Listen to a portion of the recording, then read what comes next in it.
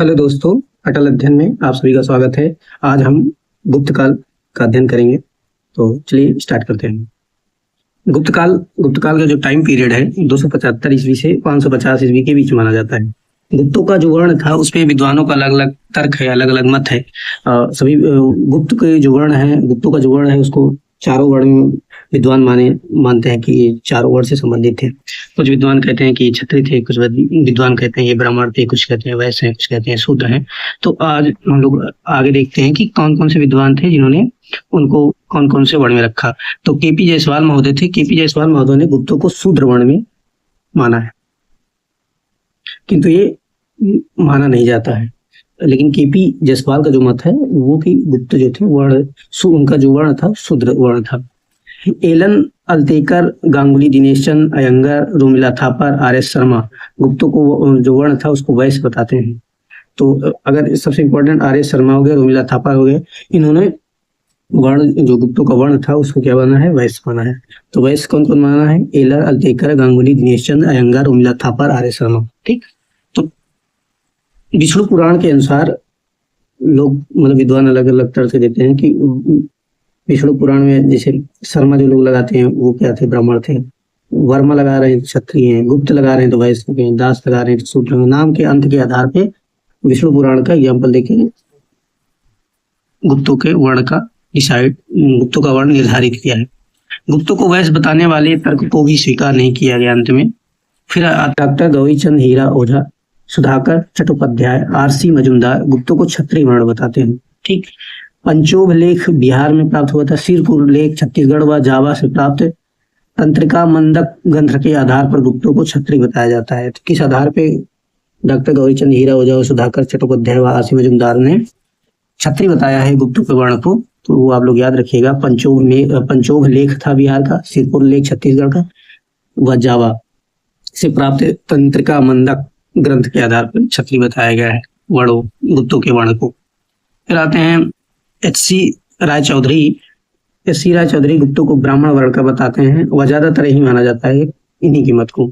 गुप्तों के परिवार की पुत्री प्रभावती गुप्ता अपने पैतृक वंश को धारण गोत्र को बताती है। ये कहाँ से प्राप्त हुआ है? पूना ताम्रपत्र लेख। तो जो उसका पैतृक वंश था वो कौन सा वंश था? गुप्त वंश था। स्कंद पुराण में ब्राह्मण के 24 गोत्र बताए गए हैं, जिनमें से एक गोत्र धारण गोत्र है। ठीक। तो स्कंद पुराण में ब्राह्मण के 24 गोत्र बताए गए हैं। धारण गोत्र जो था वो ब्राह्मण वर्ण का था। तो इसी आधार पर कहा जा सकता है कि धारण जो प्रभावती गुप्ती थी उनके पैतृक वंश अगर धारण गोत्र है तो सीरीज बात है वो अपने ही वर्ण में विवाह की होंगी। तो इनसे जो आगे वंश चला होगा वो धारण गोत्र से ही होगा। धारण गोत्र ब्राह्मण इस आधार पे जो विद्वान है गुप्त के जो वर्ण है उसको ब्राह्मण वर्ण माना जाता है। गुप्तों को ब्राह्मण इसलिए माना जाता है क्योंकि गुप्त काल भारत में वैदिक धर्म के पुनरुत्थान का काल कहा जाता है। और गुप्तों का जो काल है भारत में वैदिक धर्म के पुनरुत्थान का काल भी माना जाता है। इसके आधार पर भी विद्वानों ने गुप्त को ब्राह्मण वर्ण में स्वीकार किया है। अब इस पे एक क्वेश्चन बनता है कि गुप्त काल किस धर्म के पुनरुत्थान के काल है? गुप्त काल के धर्म के पुनरुत्थान का काल है तो ये है वैदिक धर्म के। तो वैदिक धर्म से संबंधित है ब्राह्मण धर्म। ठीक। गुप्त शासकों ने वैवाहिक संबंध ब्राह्मण धर्म में ही स्थापित किए थे। ये भी एक इम्पोर्टेंट है, जिसे साबित है कि जो गुप्त था उनका वो वर्ण था वो ब्राह्मण वर्ण था। ठीक। तो इसमें किसी भी विद्वान का एक राय नहीं, सब विद्वान अपना अलग अलग राय देते हैं। अपने 7 तर्क के आधार पर अलग अलग वर्ण गुप्तों को डिसाइड करते हैं। ठीक। तो आगे चलते हैं। गुप्तों का मूल स्थान कहाँ पर था? गुप्तों का मूल स्थान चीनी यात्री इसिंग के विवरण के आधार पर गुप्तों का मूल स्थान बंगाल बताया जाता है। इसिंग ने गुप्त वंश के पहले राजा चिलिकेतु मतलब श्रीगुप्त का उल्लेख किया है। तो इसिंग कब आया था? इसिंग जो आया था वो 671 ईस्वी में भारत आया था। ठीक। और इसिंग से 500 साल पहले हुइलिन आया था। ठीक। हुइलिन आया था जिसने उसने ही पहले राजा चिलिकेतु का उल्लेख किया था। ठीक। अगर 500 पहले आया था तो 671 हम लोग 500 घटा दिए तो ये बचा 171 ईस्वी। 171 ईस्वी लगभग से गुप्त का ही टाइम पीरियड माना जाता है विद्वानों के अनुसार। इसमें भी विद्वान टाइम पीरियड कोई फिक्स नहीं, उतना है इम्पोर्टेंट है नहीं गुप्तों का टाइम पीरियड, मतलब एकदम एग्जैक्ट टाइम पीरियड नहीं पता होता है। डॉक्टर श्री राम गोपाल गुप्तों का मूल स्थान पूर्वी उत्तर प्रदेश बताते हैं। विष्णु पुराण व वायु पुराण के आधार पर गुप्तों का मूल स्थान मगध व उसके आसपास का क्षेत्र बताया जाता है। इसके स्वरूप में यही माना जाता है कि गुप्त का जो मूल स्थान था मगध व उसके आसपास का क्षेत्र है, क्योंकि विष्णु पुराण और वायु पुराण जो कि उसका आधार माना जाता है। गुप्तों के प्रारंभिक शासक कौन कौन थे, आइए उनके राजनीतिक इतिहास के बारे में जानते हैं। सबसे पहले हम लोग राजनीतिक इतिहास के बारे में जानेंगे, गुप्त को राजनीतिक इतिहास का था, फिर उनका सामाजिक आर्थिक शासनिक सभी का हम लोग क्रमशः अध्ययन करेंगे। तो सबसे पहले हम लोग गुप्तों के राजनीतिक इतिहास का अध्ययन करते हैं। तो राजनीतिक इतिहास में गुप्तों के जो प्रारंभिक शासक हुए उनका हम लोग देख लेते हैं। गुप्तों के जो संस्थापक, गुप्त काल का जो संस्थापक राजा माना जाता है वो महाराज श्रीगुप्त माने जाते हैं। 275 ईस्वी से 300 ईस्वी के बीच इनका टाइम पीरियड समानता विद्वान मानते हैं, लेकिन टाइम पीरियड एक इम्पोर्टेंट नहीं है एग्जाम के लिए, क्योंकि इतना एग्जैक्ट टाइम पीरियड हमको साक्ष्य नहीं मिला है। ठीक, दूसरे राजा बनते हैं श्रीगुप्त के पुत्र महाराज श्री घटोत्कच, जो 300 से 319 ईस्वी के बीच इनका टाइम पीरियड है। और श्री घटोत्कच के पुत्र बनते हैं महाराजा धीराज की जो पदवी धारण करते हैं श्री चंद्रगुप्त, ठीक, जो 319 ईस्वी से 350 ईस्वी के बीच में शासन करते हैं। उसके बाद आते हैं समुद्रगुप्त, समुद्रगुप्त चंद्रगुप्त सेकंड आते हैं। ठीक, समुद्रगुप्त 350 से 375 ईस्वी का उनका टाइम पीरियड, चंद्रगुप्त जो सेकंड है वो 375 से 414 आते हैं। तो जो प्रारंभिक दो शासक थे श्रीगुप्त और श्री घटोत्कच, ये पूर्णतः स्वतंत्र शासक न होकर बल्कि किसी बड़ी शक्ति या किसी बड़े राजा के सामंत या उनके अधीन होकर शासन करते थे। लेकिन श्री चंद्रगुप्त के बाद जो राजा हुए वो पूर्णतः स्वतंत्र रूप से शासन करना स्टार्ट किए। प्रयाग प्रशस्ति में गुप्तों के प्रारंभिक शासकों की जानकारी मिलती है। प्रयाग प्रशस्ति हम जानते हैं। प्रयाग प्रशस्ति के बारे में हम लोग आगे और डिटेल में अध्ययन करेंगे जब हम लोग गुप्त करेंगे। गुप्त वंश का जो संस्थापक था श्रीगुप्त है, जो लोग जानते हैं। प्रभावती गुप्ता के अभिलेख व स्कंद गुप्त के सुप्रिया अभिलेख रीवा एमपी से जो प्राप्त हुआ था, गुप्त वंश के जो संस्थापक थे घटोत्कच बताया जाता है। तो किस अभिलेख से घटोत्कच को माना जाता है कि गुप्त वंश का संस्थापक था? तो आप लोग याद रखिएगा सुप्रिया अभिलेख जो कि स्कंद गुप्त का था, और प्रभावती गुप्ता का अभिलेख है।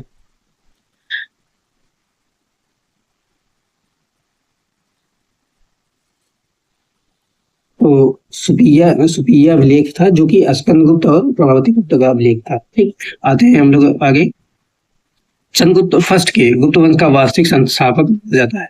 चंद्रगुप्त फर्स्ट को गुप्त वंश का वास्तविक संस्थापक माना जाता है। ठीक, तो आप लोग ये याद रखिएगा, ये फैक्ट बहुत इंपॉर्टेंट है। चंद्रगुप्त फर्स्ट को वास्तविक संस्थापक माना जाता है क्योंकि चंद्रगुप्त फर्स्ट से ही गुप्त वंश के जो भी राजा हुए वो स्वतंत्र रूप से शासन स्थापित करने लगे। इससे पहले जो भी श्रीगुप्त हुआ, घटोत्कच हुए महाराज, ये लोग जो है किसी न किसी राजा के अधीन शासन कर रहे थे। फिर आता है चंद्रगुप्त फर्स्ट में इंपॉर्टेंट एक चीज है चंद्रगुप्त फर्स्ट का कि वैशाली की लिच्छवी राजकुमारी कुमार देवी से विवाह किया था। वह इस विवाह की याद में राजा रानी प्रकार के सोने सिक्के चलवाए थे। राजा रानी प्रकार के सिक्के चलवाए थे। अब देखो, एक सिक्का, एक मुद्रा है, मुद्रे में राजा एक तरफ अंकित है, एक तरफ रानी अंकित है। इधर चंद्रगुप्त है, इधर कुमार देवी है। ठीक, और उसके ये तो एक साइड होगा। इसके जो पीछे साइड है, सिक्के पीछे साइड, उसमें सिंह वाहिनी देवी लिच्छवी वह करके लिखा गया। ये अग्रभाग था, ये पश्च भाग था। ये सिक्का था। गुप्त संवत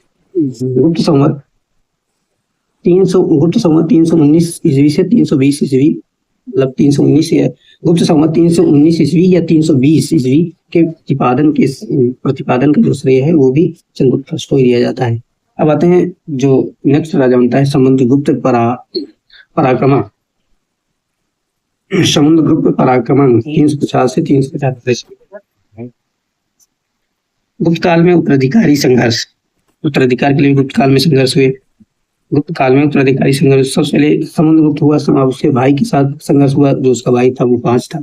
फिर चंद्रगुप्त सेकंड हुआ, उसका भाई जो हुआ रामगुप्त, उससे उसे संघर्ष करना पड़ा सत्ता के लिए। फिर हुआ कुमारगुप्त फर्स्ट, वो भी अपने भाई के साथ संघर्ष करना पड़ा, गोविंद गुप्त। फिर होता है स्कंदगुप्त भी अपने भाई पूर्वगुप्त से सत्ता के लिए संघर्ष करना पड़ा। तो ये आप लोग याद रखिएगा, किसके मतलब कौन से राजा अपने भाई से, किस भाई से संघर्ष कर रहा है। तो समुद्रगुप्त 5 से, चंद्रगुप्त सेकंड जो है रामगुप्त से, कुमारगुप्त जो है गोविंद गुप्त से, स्कंदगुप्त जो है पूर्वगुप्त से।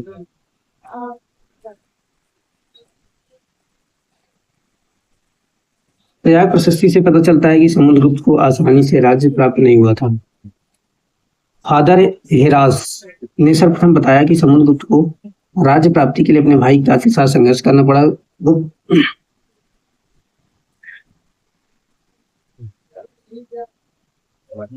गुप्तो सिक्कों में कांच के सिक्के भी मिलते हैं, जिसमें इनकी उपाधि सर्वराजो छोता, जिसमें इसकी उपाधि सर्वराजो छोता मिलती है। समुद्रगुप्त के बारे में जानकारी के जो साधन है उसके बारे में लोग देख लेते हैं। एरण स्तंभ लेख है। इस लेख से समुद्रगुप्त की पत्नी दत्ता देवी के नाम मिलता है। यह भी लिखा है कि उसके कई पुत्र और पौत्र थे। दूसरा इंपॉर्टेंट जो लेख है, हाँ, एरण जो अभिलेख है वो एमपी के सागर से प्राप्त हुआ था। दूसरा जो महत्वपूर्ण प्रशस्ति है प्रयाग प्रशस्ति है, जो इलाहाबाद स्तंभ लेख के नाम से जाना जाता है। इस प्रशस्ति में लिखी बातों की रचना जो कौन किया था? कवि हरिशेन ने किया था, उनके द्वारा किया गया था। इस प्रशस्ति का पत्थर पर खुदवाने का कार्य जो है तिलभट्ट ने किया था। इस प्रशस्ति की जो भाषा है वो संस्कृत है, लीप है, ब्रह्मी है, शैली जो है चंपू है। तो ये आप लोग याद रखिएगा कि उसकी भाषा संस्कृत, लीप, ब्रह्मी, जो शैली है चंपू है, और जो उसमें खुदवाने का काम तिलभट्ट ने किया था। और कवि हरिशेन ने वो लिखा था उनकी बातों को। इस प्रशस्ति को सर्वप्रथम कैप्टन टायर ने प्रकाशित करवाया।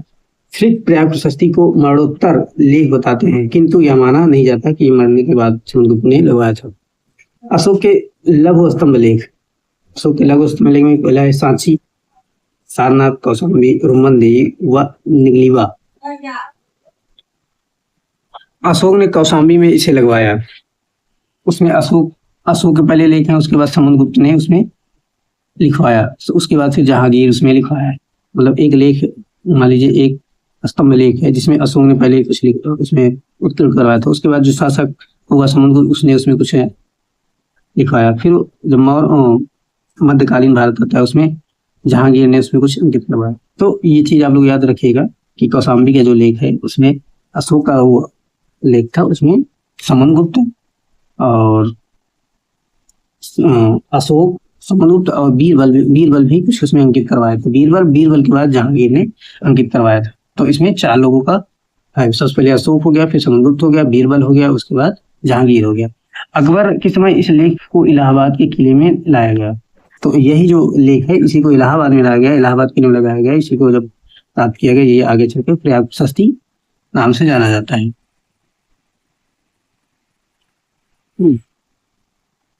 गया व नालंदा ताम्रपत्र, इन ताम्रपत्रों को समुद्रगुप्त का बताया जाता है, किंतु अधिकांश विद्वान इन्हें समुद्रगुप्त का नहीं मानते हैं। जो गया है 9 गुप्त संवत है, और जो ताम्रपत्र है 5 गुप्त संवत। समुद्रगुप्त ने सोने के सिक्के चलवाए। उसने गरुड़, व्याघ्र, हनन, अश्वमेध प्रकार के सिक्कों में उसके नाम के साथ पराक्रम लिखा मिलता है। समुद्रगुप्त ने वीणा वादन प्रकार के सिक्के चलवाए थे। ये बहुत इंपॉर्टेंट फैक्ट है कि समुद्रगुप्त ने किस प्रकार के सिक्के चलवाए। तो गरुड़ हो गया, व्याघ्र, हनन हो गया, अश्वमेध प्रकार के सिक्के चलवाए, जिसमें नाग के साथ पराक्रम लिखा हुआ था। ठीक, वीणा वादन प्रकार के भी सिक्के चलवाए, जिसमें वीणा वादन सीमा बनी। और स्मिथ ने युद्ध व विजयों के कारण समुद्रगुप्त को भारत का नेपोलियन कहा जाता है, कहा है। तो भारत का नेपोलियन समुद्रगुप्त को किसने कहा? स्मिथ महोदय ने कहा। तो ये आप लोग याद रखिएगा, बहुत इंपॉर्टेंट फैक्ट है। एग्जाम में कई बार आया, यूपीपीसीएस में, आरओ में और यूपीपीएससी में, मैक्सिमम एग्जाम में ये आता रहता है। दक्षिण भारत का नेपोलियन किसे कहा जाता है? ये आप लोग याद रखिएगा कि चोल शासक राजेंद्र फर्स्ट था। तो दक्षिण भारत को नेपोलियन चोल शासक राजेंद्र फर्स्ट। समुद्रगुप्त को किसने नेपोलियन कहा भारत का? स्मिथ ने। अब आते हैं समुद्रगुप्त के युद्ध व विजय।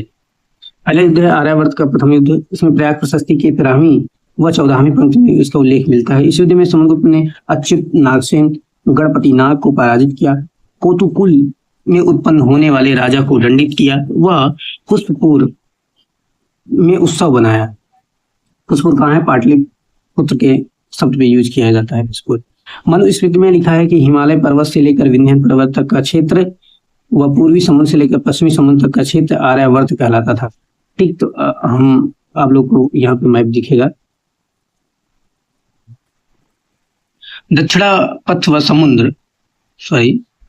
दक्षिणापथ का युद्ध, दक्षिणापथ का युद्ध, प्रयाग प्रशस्ति की 19वीं व 20वीं पंक्ति में उल्लेख मिलता है दक्षिणापथ के युद्ध का। दक्षिणापथ में समुद्रगुप्त ने 12 राजाओं को पराजित किया। यहाँ पर उनके राजाओं के नाम भी मिलते हैं। समुद्रगुप्त ने दक्षिणापथ में ग्रहण मोक्षानुग्रह की नीति अपनाई।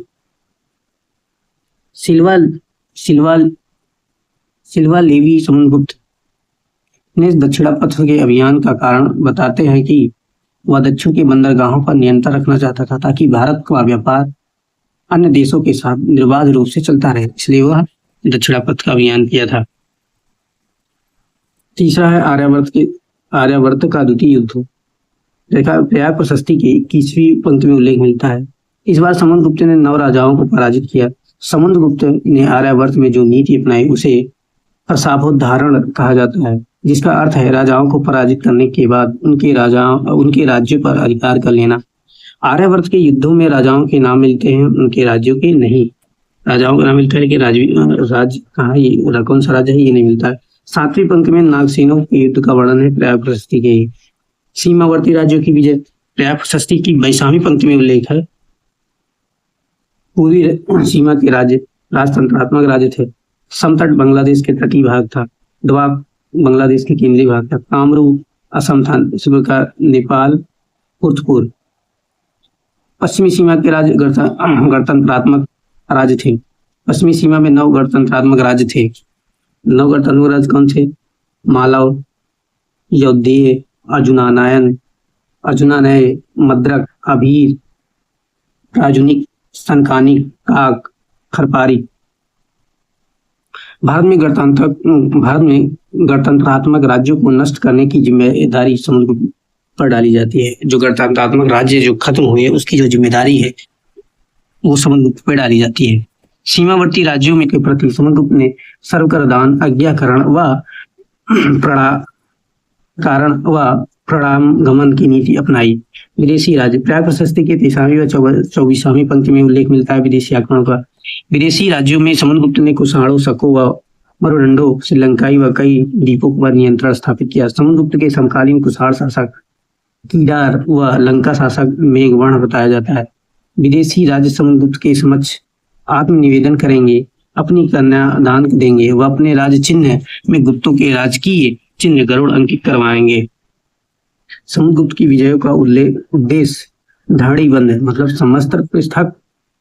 समस्त पृथ्वी को जीतना।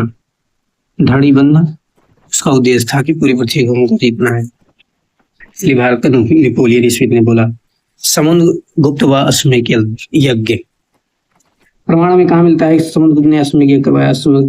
जो अश्वमेध प्रकार के सिक्के चलवाए। प्रभावती गुप्ता का पूना जो तम लेख है वहां से मिलती है जानकारी। स्कंद गुप्त का भीतरी लेख है गाजीपुर यूपी में, वहां से हमें उसके अश्वमेध यज्ञ के बारे में जानकारी मिलती है। प्रयाग प्रशस्ति में समुद्रगुप्त ने अश्वमेध यज्ञ का उल्लेख नहीं किया है। समुद्रगुप्त के समय खाद्याट पाकिक भोजनशाला का प्रधान ध्रुवभूति था। लेकिन मयूर शर्मा कर्नाटक के कुंतल के राजा थे। 18 अश्वमेध यज्ञ कर रहे थे, सर्वाधिक अश्वमेध करवाए थे। तो सर्वाधिक अश्वमेध यज्ञ करवाने कौन थे? मयूर शर्मा जो कर्नाटक के राजा थे। समुद्रगुप्त के अन्य नाम व उपलब्धियां। प्रयाग प्रशस्ति में समुद्रगुप्त को दैव आर्य कहा जाएगा। वह उनकी उपाधि कविराज मिलती है। वामन के ग्रंथ हैं। काव्यालंकार में समुद्रगुप्त को चंद्र प्रकाश कहा गया। डॉक्टर श्री राम गोयल ने मेहरौली लोहस्तंभ लेख का चंद्र नामक राजा समुद्रगुप्त को बताया है। अब आते हैं अगला राजा रामगुप्त। जो रामगुप्त है वह 375 ईस्वी में राजा बनता है।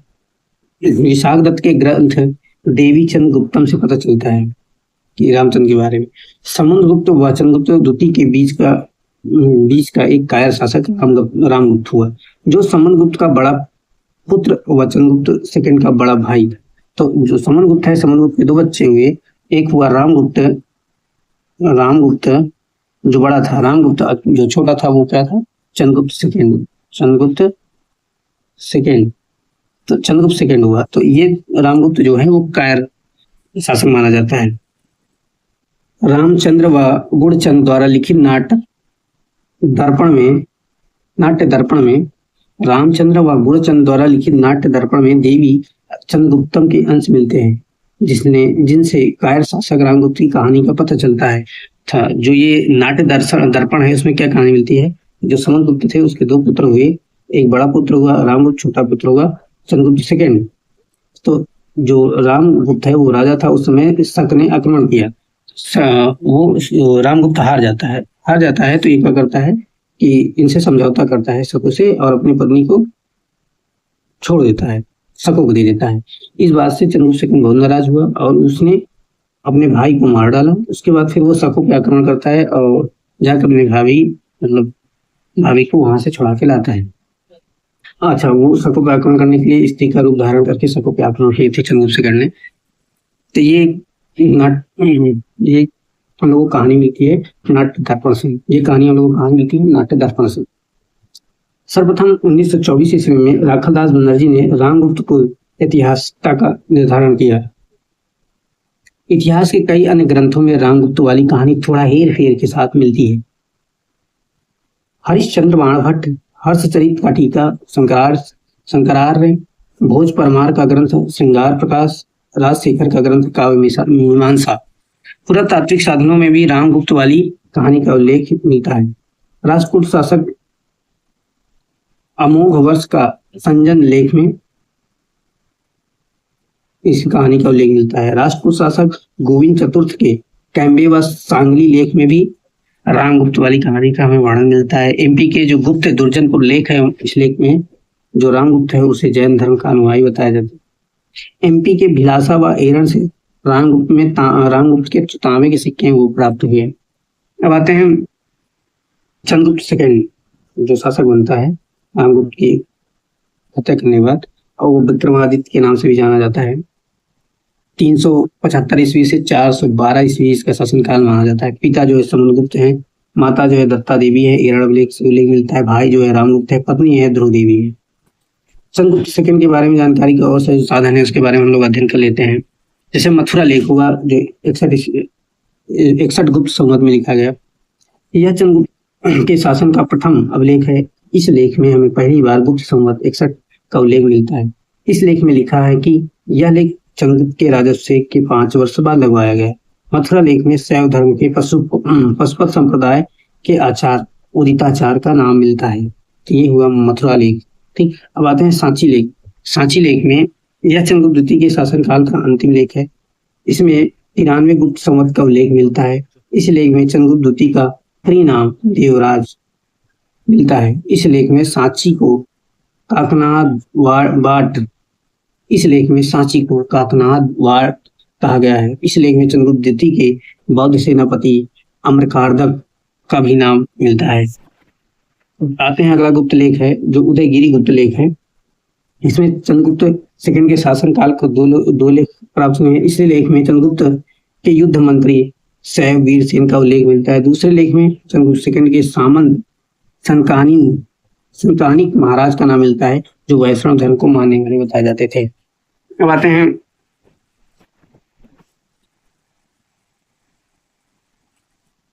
चंद्रगुप्त सेकंड ने सोना चांदी तांबे तीनों धातुओं के सिक्के चलवाए। तो आप लोग याद रखिएगा, चंद्रगुप्त सेकंड ने सोना हो गया, चांदी हो गया और तांबा हो गया, ठीक, तीनों को उन्होंने सिक्के चलवाए। तो आप लोग याद रखिएगा। एमपी का लौह स्तंभ लेख है, मेहरौली स्तंभ लेख भी नाम। एमपी का लौह स्तंभ लेख, मेहरौली स्तंभ लेख का इसमें चंद्र नाम मिलता है। इस लेख में चंद्र नामक राजा जो है समानता चंद्रगुप्त द्वितीय के ही माना जाता है।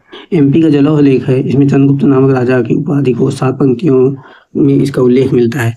फायान की यात्रा वर्णन फो क्यूकी से जानकारी मिलती है। जो फायान ने आया था 399 से 414 भारत का भ्रमण किया था। फायान ने अपने वर्णन में कहीं भी राजा चंद्रगुप्त के नाम का उल्लेख नहीं किया है। फायान भारत में स्थल मार्ग से आया था, वह जल मार्ग से वापस गया था। फायान तक्षशिला शिक्षा केंद्र में उल्लेख नहीं किया गया है। फायान ने तक्षशिला शिक्षा केंद्र का उल्लेख नहीं किया है। फायान ने भारत में मध्य देश की स्थिति का सर्वाधिक उल्लेख किया है। फायान लिखता है कि भारत में व्यापार के क्षेत्र में कौड़ियों का प्रयोग होता था। मतलब सामाजिक और आर्थिक स्थिति के बारे में हमको फायान के लेखों से सामाजिक और आर्थिक स्थिति कैसे था।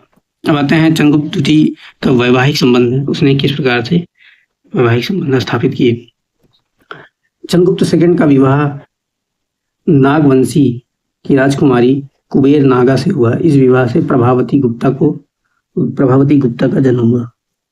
चंद्रगुप्त की पुत्री प्रभावती गुप्ता का विवाह वाकाटक वंश के राजा रुद्रसेन सेकंड से हुआ।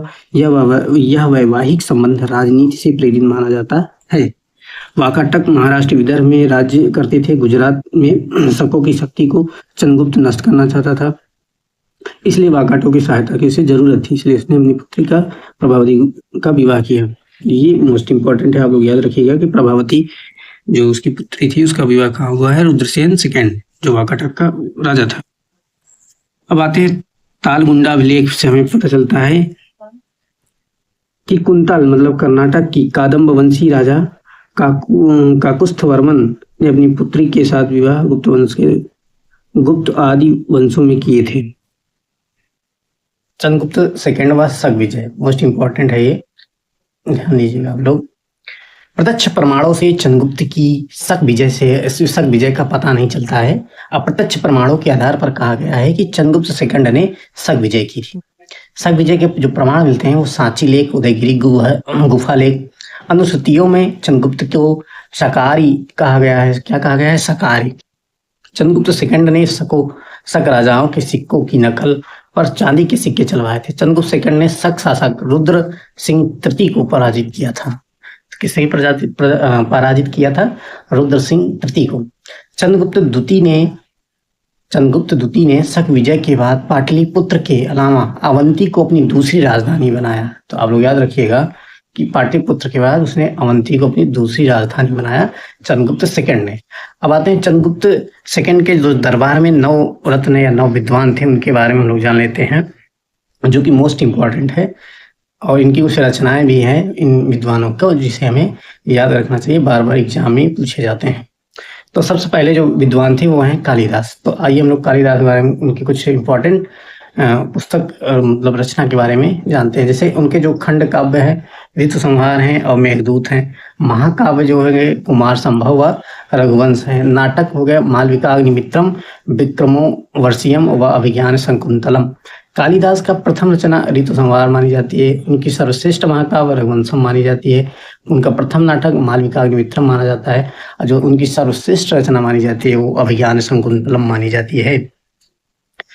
अब आते हैं जो मोस्ट इंपॉर्टेंट है वो है विक्रमो वर्षियम नाटक, जो कथानक है ऋग्वेद व शतपथ ब्राह्मण से लिया गया है। अभिज्ञान शकुंतलम का जो कथानक है महाभारत के आदि पर्व से लिया गया है। तो ये दोनों आप लोग याद रखिएगा कि उनका जो कथानक है कहाँ कहाँ से लिया गया है। तो महाभारत के आदि पर्व से अभिज्ञान शकुंतलम का कथानक लिया गया है और ऋग्वेद के शतपथ ब्राह्मण से विक्रमो वर्षियम का जो नाटक का कथानक है उसको लिया गया है। अब आते हैं उनके दूसरे जो नवरत्न थे वो है धन्वंतरी। दूसरे जो नवरत्न है धन्वंतरी, इन्होंने चिकित्सा पर नवनीत कम की रचना की। तीसरे नवरत्न है वराहमिहिर, ज्योतिष ज्ञान के रूप में प्रसिद्ध है। इनके जो ग्रंथ हैं पंच सिद्धांत क्या हो गया, बृहद संहिता हो गया, बृहतो जातक हो गया, लघु जातक हो गया, वराहमिहिर की जो रचनाएं हैं। चौथे जो इनके नवरत्न थे वो अमर सिंह थे, जो अमरकोश की रचना की। उसके बाद 5वें हो गए छपड़क, शंकु, वेताल भट्ट, घटकरपर, वारुरुचि। ये 9 उनके नवरत्न हो गए। ठीक, अब आते हैं आगे। चंद्रगुप्त द्वितीय का जो टाइम पीरियड है सांची लेख में जो उनका अंतिम लेख है उसमें जो है 93 गुप्त संवत बोला जाता है। ठीक, 93 गुप्त संवत। तो 93 में 319 में हम लोग 93 जोड़ते हैं तो 412 ईस्वी आता है। जो चंद्रगुप्त सेकंड का टाइम पीरियड है वो 375 से लगभग 412, कुछ विद्वान 415 मानते हैं। तो ये आप लोग याद रखिएगा, ये कोई इंपॉर्टेंट ज्यादा नहीं है, क्योंकि जहाँ विद्वानों में मतभेद हो जाता है टाइम पीरियड के लिए, वो टाइम पीरियड फिर वो इंपॉर्टेंट नहीं रह जाता है, मानते हैं विद्वान लोग। तो कुमार गुप्त महेंद्रादित्य 415 ईस्वी से 455 ईस्वी। गुप्त राजाओं में सर्वप्रथम अभिलेख कुमारगुप्त के मिले हैं। तो कौन कौन से उनके जो अभिलेख मिले हैं, आइए उनके अभिलेख के बारे में जान लेते हैं। बिलसट लेख जो यूपी के एटा से प्राप्त हुआ है। कौन सा? बिलसट लेख यूपी के एटा से। यह लेख कुमारगुप्त के शासनकाल का प्रथम लेख है। इसमें 96 गुप्त संवत मतलब 319 + 96 मतलब 415 ईस्वी का लेख है। इस लेख में ध्रुव शर्मा नामक ब्राह्मण द्वारा स्वामी महासेन कार्तिकेय के मंदिर को बनाने का उल्लेख मिलता है। कुमार गुप्त के शासन काल का अंतिम समय चांदी की मुद्राओं जिसमें 136 गुप्त संवत मिलता है, 136, 319, 455 ईस्वी की ये गणना है। अब आते हैं अगला लेख है, वो है करमदंडा लेख यूपी। यह लेख एक शिव प्रतिमा पर उत्कीर्ण है जिसकी स्थापना पृथ्वी सेन के द्वारा किया गया था। मान कुंवर लेख यूपी, यह लेख एक बुद्ध प्रतिमा पर उत्कीर्ण है जिसकी स्थापना बुद्ध मित्र के द्वारा किया गया था। अगला जो लेख है मंदसौर लेख एमपी में, कुमार गुप्त कालीन इस लेख में तंतुवाय श्रेणी का उल्लेख है जो लाट प्रदेश में रहती थी। यह श्रेणी लाट प्रदेश को छोड़कर लसलपुर चली गई थी और वहां पर सूर्य मंदिर का निर्माण करवाया था। तंतुवाय श्रेणी क्या होता है? जुलाहो का श्रेणी मतलब बुनकर था। लाट प्रदेश क्या है? गुजरात हो गया, दसपुर का हो गया, पश्चिमी मालवा का क्षेत्र हो गया। तुमैन अभिलेख एमपी ग्वालियर में, इस अभिलेख में कुमार को शरतकालीन सूर्य बताया गया है। उदयगिरी गुफा लेख, इस लेख में शंकर नामक व्यक्ति द्वारा पार्श्वनाथ की प्रतिमा स्थापित करवाए जाने का उल्लेख मिलता है। ये जितने भी अभिलेख हम बता रहे हैं, ये अभिलेख बहुत इंपॉर्टेंट है, हर अभिलेख में पूछ लेता है कि अभिलेख किसके शासनकाल के अभिलेख हैं। ये उदयगिरी जो गुहा लेख है, इसमें किसका वर्णन मिलता है? शंकर नामक व्यक्ति जो पार्श्वनाथ प्रतिमा का स्थापित करवाया था उसको उल्लेख मिलता है। तो सभी लेख को आप अच्छे से ध्यान रखिएगा। कुमार गुप्त पहला गुप्त शासक था जिसके अभिलेख बांग्लादेश से भी प्राप्त हुए, जैसे दामोदरपुर धंधाए व बैग्राम ताम्रपत्र। बांग्लादेश से प्राप्त लेखों में गुप्त के क्रय विक्रय व जमीन माप की इकाई कुलयवाप का उल्लेख मिलता है। कुमार गुप्त ने सोना, चांदी व तांबा तीनों धातुओं के सिक्के चलवाए। मुद्रा में मयूर शैली थी। कुमार गुप्त दूसरा गुप्त शासक था जिसने अश्वमेध यज्ञ किया। इलाहाबाद नागवा पत्थर का घोड़ा प्राप्त हुआ जिस पर चंद्रगु लिखा था।